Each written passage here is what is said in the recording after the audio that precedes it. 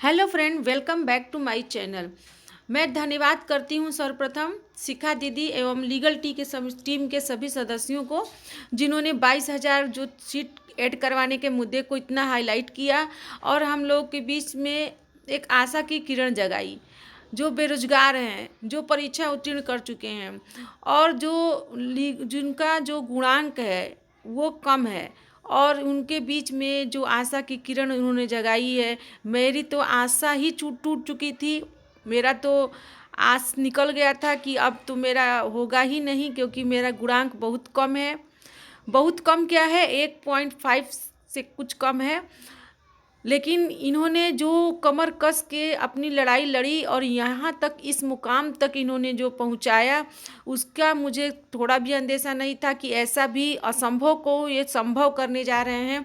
मेरी तरफ से बहुत बहुत धन्यवाद शिखा दीदी, आपने जो अकेले ही इस लड़ाई को लड़ा है, महिला होकर आपने दिखा दिया। आपके प्रयास को देखते हुए भी मैंने स्वयं अकेले ही जाकर कई जगह ज्ञापन दिया कि जब शिखा दीदी कर सकती हैं अकेले तो मैं क्यों नहीं। मैंने अपनी तरफ से हर संभव प्रयास किया कि इस लड़ाई में मैं आपका साथ दूं। लेकिन आपको मैं बता दूं शिखा दीदी और मेरे सभी भाइयों बहनों कि मैं बहुत मजबूर हूं, इसलिए मैं आपके यहाँ लखनऊ नहीं आ सकती हूँ। मेरी बहुत सारी प्रॉब्लम्स है। आपको इस प्रॉब्लम का मैं क्या बताऊं कि प्रॉब्लम का इससे जीता जागता उदाहरण क्या होगा कि मैंने अपनी एक परीक्षा जो है वो एडेड जो जूनियर वाली परीक्षा है वो मैंने इसी प्रॉब्लम के चलते नहीं दी। अब आपको क्या मैं खुलकर बताऊं, आप समझ चुके होंगे कि मेरे पास क्या प्रॉब्लम है। मेरे पास इतनी सारी प्रॉब्लम है, लेकिन आपका हौसला देखकर, हमारे भाइयों का हौसला देखकर मुझे बहुत खुशी होती है कि हाँ, कोई तो है जो गरीब को, शोषितों का, लाचारों का हेल्प करने वाला है। ईश्वर आपको एक देवदूत बनाकर हम लोगों के लिए भेजा है। मेरे घर की इतनी प्रॉब्लम्स है, इतनी समस्या है कि अब मेरा जो घर है वो अब बिचाने के कगार पर आ चुका है। और मैं नहीं चाहती हूँ कि मेरा घर जो है, मेरा आशियाना, मेरा सपनों का जो, जहाँ हम आसरा लिए हैं, जहाँ हमारा कल गुजरा है, जहाँ हमारा वक्त गुजरा है, वो किसी और के पास पहुँच जाए। लेकिन आसरा है, अगर अगर आप लोग ऐसे ही हमारा साथ देंगे तो हमारा घर बच जाएगा। और आपको मैं बहुत बहुत धन्यवाद करती हूँ शिखा दीदी, आपको कि आपने जो पानी की टंकी पर पड़ चढ़ के जो युद्ध लड़ा है, इस युद्ध में वो युद्ध जो है आपका कहीं से कम नहीं है। और ये भर्ती हो जाती है, अगर मुझे मेरी सीट मिल जाती है, या मैंने जो परीक्षा पास की, बड़ी मुश्किल से मैंने परीक्षा पास की।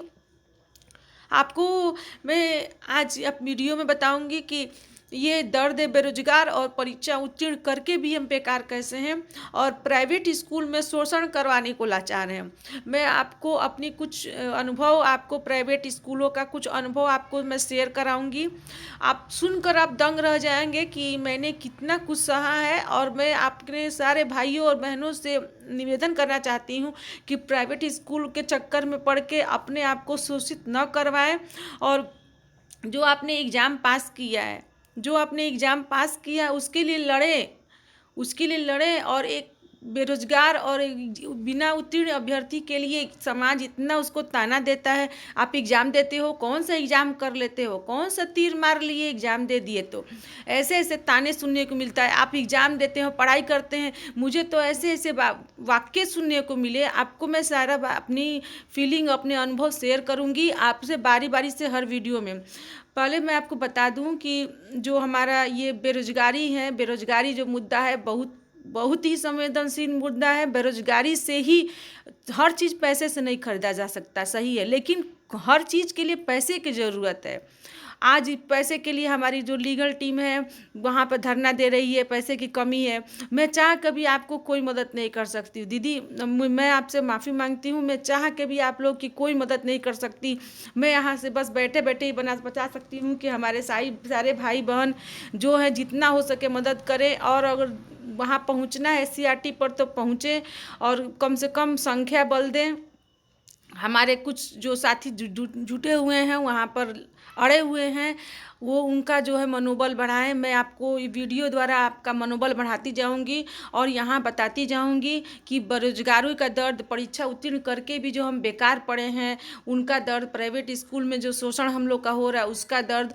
आप स्कूल में जो अपना शोषण मत करवाइए, आप आइए, आपने परीक्षा उत्तीर्ण की है, आप क्यों पड़े हुए हैं? आप अपने हक के लिए लड़ाई कर रहे हैं, आप अपने हक के लिए लड़ रहे हैं। अपने हक के लिए लड़ना कोई बुरी बात नहीं है। और आपने जो शिखा दीदी को देखिए, हमारी जो युवतियां हैं वो विवाहित युवतियां हैं। विवाहित युवतियों के लिए सबसे बड़ी समस्या होती है शादी के बाद ससुराल में पढ़ाई करना। ससुराल में पढ़ाई करने के साथ साथ शादी में के बाद जो घर परिवार की समस्या, इतनी सारी समस्या होती है, उन सारी समस्याओं को देखते हुए जो पढ़ाई की हैं और एग्ज़ाम उत्तीर्ण की हैं, उनके लिए उनको भी चाहिए कि वो भी आकर यहाँ कम से कम साथ दें। मैं अपने वीडियो द्वारा मैं सारे स्टूडेंट्स को, सारे बहनों को, सारे भाइयों को बोलना चाहती हूँ कि प्लीज़ आइए और SCERT पर आके अपना भी अमूल्य योगदान दीजिए। मैं आपको बताना चाहती हूँ कि मैंने जो अपनी पढ़ाई की है, मेरी पढ़ाई जो है शादी के 10 साल बाद मैंने अपना ग्रेजुएशन कंप्लीट किया है। आप विश्वास नहीं कर सकते स्टूडेंट्स, आपको विश्वास करना पड़ेगा। मैं अपना सर्टिफिकेट भी दिखाऊंगी। मैंने सन 2000 में मेरा 12 पास हुआ था। मैंने इंटर की पढ़ाई सन 2000 में की है। 1998 में मैंने हाई स्कूल पास किया है और मेरा बहुत एवरेज स्टूडेंट थी मैं। 1 to 8 जो था, मेरा परिवार इतना आर्थिक स्थिति मजबूत नहीं थी कि मुझे प्राइवेट स्कूलों में डालती। मैं सरकारी स्कूलों में पढ़ी हूँ, मुझे पता है सरकारी स्कूलों का क्या हाल होता है। मैडम कुछ पढ़ाती नहीं है, अपने से स्टूडेंट स्कूल जाए, अपने से पढ़े, अपने से जो करना है करे, कुछ नहीं होता है। 1 to 8 में मुझे तो इंग्लिश बोलनी नहीं आती थी, मुझे इंग्लिश पढ़नी तक नहीं आती थी। क्लास 9th में मैंने पहला इंग्लिश पढ़ा है। और बताइए क्लास 9 से जो बच्चा पढ़ना स्टार्ट करेगा वो कैसे पढ़ेगा? वो मैंने 9th में कैसे कवर किया। मेरा जो 9th में मैंने जो एग्ज़ाम दिया था एडमिशन का, जो एडमिशन का एग्ज़ाम होता है, उसमें मैं फ़ेल हो गई थी। मेरा लगा कि सपना टूट गया, मैं आगे नहीं पढ़ सकती हूँ।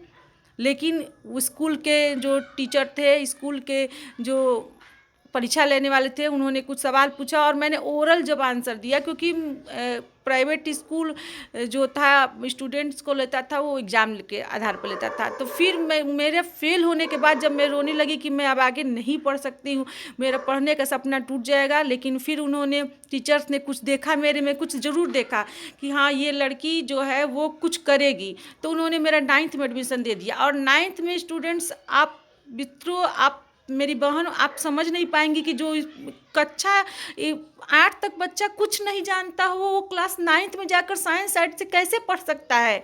डायरेक्ट हमको इंग्लिश पढ़ना है, डायरेक्ट हमको टेंस पढ़ना है, डायरेक्ट मैथ पढ़ना है, साइंस पढ़ना है, इतना सब कैसे कवर करेगा। फिर भी मैंने किसी तरह हाई स्कूल में 2nd डिवीज़न मैंने पास किया। उसके बाद इंटर में मैंने अपना आगे की पढ़ाई जारी रखी। अब इंटर के बाद शादी हो गई। शादी के बाद 10 साल तक मेरी पढ़ाई गैप हो गई। अब आप सोच सकते हैं 10 साल बाद फिर से कोई स्टूडेंट अगर पढ़ना स्टार्ट करेगा तो उसका तो पीछे का सारा भूल गया, पीछे का सारा भूल चुका है। और फिर परिवार है, घर है, इतना करते हुए कोई कैसे पढ़ाई करेगा। मैंने 10 साल बाद 2014 में अपना ग्रेजुएशन कंप्लीट किया। ग्रेजुएशन कंप्लीट करने के बाद मैंने बीएड किया, एमए किया। तो स्टूडेंट, मेरी जो लड़ाई है बहुत लंबी लड़ाई है। मैं आपको और आगे का जो अपनी कहानी अगले वीडियो में शेयर करूंगी। यहाँ मैं अपने बारे में अब मैं सोच रही हूँ कि कुछ दिन पढ़ाना जो है स्टॉप करके मैं अपनी कहानी बताऊँ। मैं आपके साथ शेयर करना चाहती हूँ अपनी कहानी।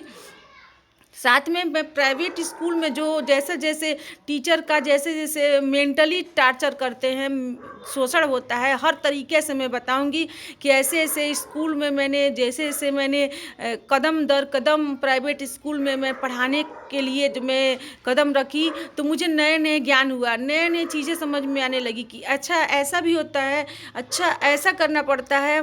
तो अब मैं आपको सारी बातें शेयर करूँगी, अपनी फीलिंग शेयर करूँगी, जो कि सच्चाई के बिल्कुल नज़दीक है। तो स्टूडेंट, आपको मैं प्रार्थना करती हूँ कि आप शिखा दीदी और सारी लीगल टीम को अधिक से अधिक सपोर्ट करिए, हर तरीक़े से सपोर्ट करिए। मैं आपको अपना दर्द नहीं बता सकती कि मेरी क्या प्रॉब्लम है। मैं वीडियो द्वारा उन दीदी को और लीगल टीम को सपोर्ट करती हूँ, सारे भाइयों और बहनों को सपोर्ट करती हूँ। मिलते हैं नए वीडियो में नई बातों के साथ। और धन्यवाद फिर से शिखा दीदी और लीगल टीम के सभी सदस्यों को, जिन्होंने हम दिए बुझ रहे थे, आशा की किरण की ज्योति बुझ रही थी, उसको उन्होंने नया तेल देकर, नई आशा की किरण देकर, नए उमंग के साथ, नए जोश के साथ आपने जो जगाया है। हर लू से, हर परेशानी से, बरसात से मेरा दिल दर्द करता है कि कैसे आप सह रहे हैं, अपने लिए भी कर रहे हैं, लेकिन साथ साथ दूसरों को भी कल्याण कर रहे हैं।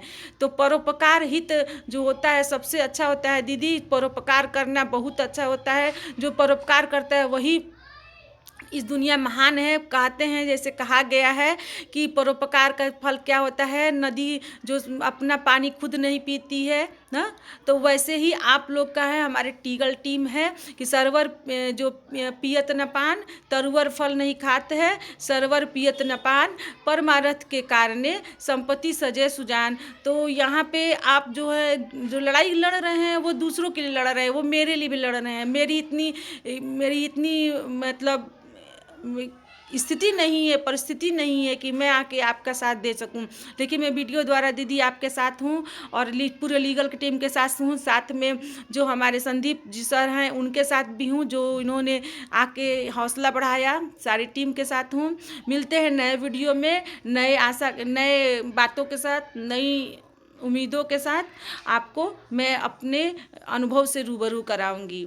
तब तक के लिए आप वीडियो देखने के लिए बहुत बहुत धन्यवाद। अगर मेरे चैनल पर नए हैं तो प्लीज़ मेरे चैनल को लाइक शेयर सब्सक्राइब कर लीजिएगा। इसके पीछे भी, चैनल के पीछे भी एक बहुत बड़ी कहानी है, मैं भी उसको भी साझा करूँगी आपके साथ। मित्रों, तब तक के लिए बहुत बहुत धन्यवाद। मिलते हैं नए वीडियो में।